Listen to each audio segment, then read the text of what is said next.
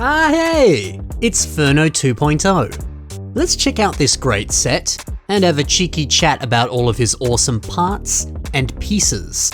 Here we go. The 2.0 heroes really have a certain charm to them. Noble knights clad in sick-looking armor, and all those customization opportunities. Whether that's swapping out the headgear, rotating the colors, moving around the armor. Oh, such a brilliant toy. I mean, just look at Ferno's weapon. Two awesome trans dark blue lightsabers with these sweet silver spikes. And it's all packaged around this nice looking shield. Sick. Ferno is great. But I gotta talk about Ferno's headgear. It's been 14 years since this set came out, and I'm still not sure if I like this. The Hero Factory Wiki, it states that this headgear includes things like a camera, it's got antenna, and the goggles can switch between like thermovision and night vision, which in theory sounds so sick. It conjures up images of, I don't know, Splinter Cell style night vision goggles, right? But I don't know, something about this just kind of looks goofy. The way they protrude really far out of the face, it kind of reminds me of those weird like slinky goggle things. Or it looks like he's got eyes flying out of his face. There's just something about this that doesn't look right. And I can't quite place why. Because it should be cool, it's just not. The Hero Factory Wiki also says that the goggles are meant to look like binoculars. I don't know, maybe that's part of what makes this a bit strange. Something else that adds to this being a little bit off is that he doesn't really look much like his older self. It would actually be quite easy to assume that these guys are two different characters. Look, the upgrade from 1.0 to 2.0 was a drastic upgrade. But I mean, some of the other heroes still look pretty similar. You've got a character like Breeze, for example. Yes, visually she's very different, but the headgear still kind of maintains that similar look of like backwards flowing lines, which, you know, is consistent enough. And then Stormer, he still has that more pronounced chin. And Surge, well, this one doesn't look too similar. But yeah, I don't know, maybe losing a lot of Ferno's personality and his recognizable facial features, maybe that's what contributes to some of the issues here. I don't know, let me know what you guys think. Do you like this headgear, or is it not really doing it for you? Regardless though, the figure is fantastic. Everything else is great. He's super posable, the yellow and the red, very nice. He is cool. But the best thing has to be the pieces. Let's check out what comes in this set and see how you can use them in your own creations. We're going to begin with these silver weapons. I like the way that Lord Oblivion has used them here. Yeah, place them next to each other and they become little pincers. The serrated edges of these pieces, they do give it a nice evil vibe. It's quite stunning. Over to a size 5 armor shell. You get a few of them in the set. I appreciate the way that Zoro the Housecat has used it here. The clean design of the piece really helps craft this quite snazzy looking speeder bike. You're decking it out with a ton of stickers, turning it into just such a little cute and tiny vehicle. Awesome. FURNO 2.0 also includes one handpiece. Just the one, but hey, that's all you need. Check out this mock by Spark MOCs. You'll notice it tucked away here at the very top of the torso. It very neatly fits into the exposed gap in the center. I love that the fingers don't really look like fingers anymore. It just appears to be some sort of textured detail.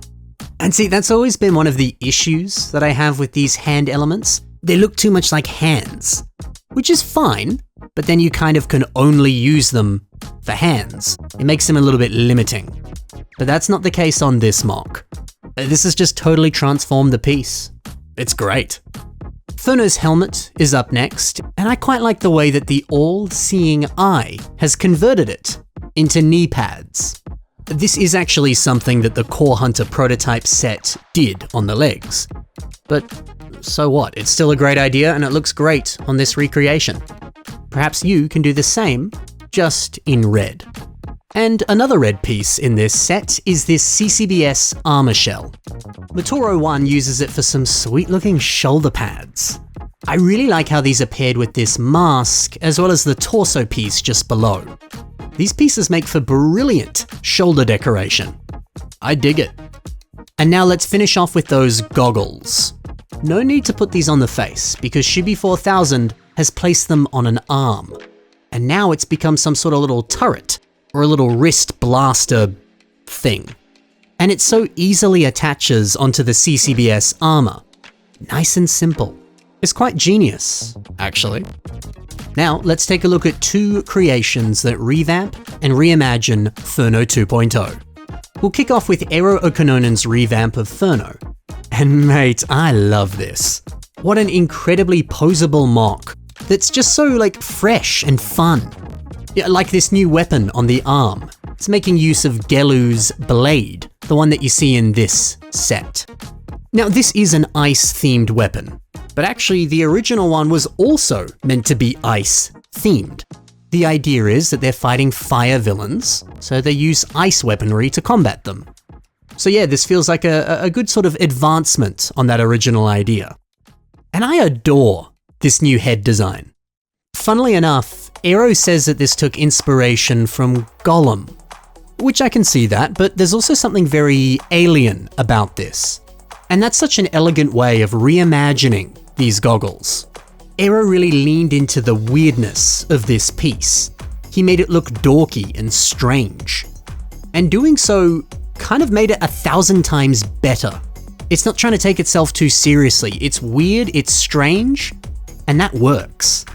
And it's good to zoom in a little bit and see some of the elements that are being used to make this. This is kind of like a family of pieces that appeared in 7 sets, one of which was this Avengers set. You can see a few of them dotted around different areas of these vehicles. I'm going to highlight some of the pieces that are specifically used in these goggles. And mate, these pieces are the best. So many odd and obscure connection points, and a ton of shapes and sizes that are unlike any other piece that exists. It's a crime that these elements only appeared in 7 sets. They're so good. And I wish that LEGO still made them. Unfortunately, they're out of production, which sucks. But how good do they look on this head? Freaking amazing. This next revamp sticks a little bit more closely to the original. This is made by MTRK MOCs. I don't know what it is, but I love seeing a silver and black color scheme being introduced into a hero. You know, you take their primary color, the red of Ferno, and now you make it more of a tertiary color. It says that Hero Factory is creating heroes, but the way that they're doing it is they have this kind of stock standard frame that they mass produce, and that standard frame is the silver and the black. But then they customize this frame and they add in red or blue or yellow, whatever color fits the hero, and they customize it a little bit more with weapons or accessories that best fit the character and the mission that they're about to go on. But otherwise, that frame, it's a kind of one-size-fits-all thing. And it's made like that so that it's cheap to produce and it's easy to pump out hundreds of heroes. I think there's something very kind of real and grounded in that, The low-cost approach to making heroes, and also to running the business of Hero Factory. I kind of like that idea. It's a fun twist on the concept of a Hero Factory. And also, I think it works well for your own custom creations. If you have this kind of go-to frame that you build, it can be really fun to find very unique ways of slightly tweaking it or upgrading it for each of the different heroes that you want to make. Customizing a one-size-fits-all frame and making it unique for 6 different characters? That's a cool challenge. Something else that's cool is that the builder has managed to modify the goggles on the head, and now he can kind of lift them up a little bit. Actually being able to see Ferno's eyes is quite refreshing, and it does make these goggles look a little bit better, I think.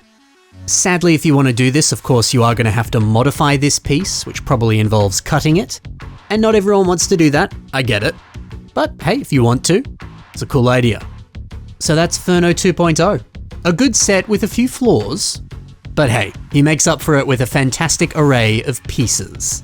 Now, if you want to see more great MOCs, like the ones I showed you in today's video, then be sure to take a look at the links below, and you can find more of the work of the fantastic builders that were featured. Thanks for watching, guys, happy building, and bye for now.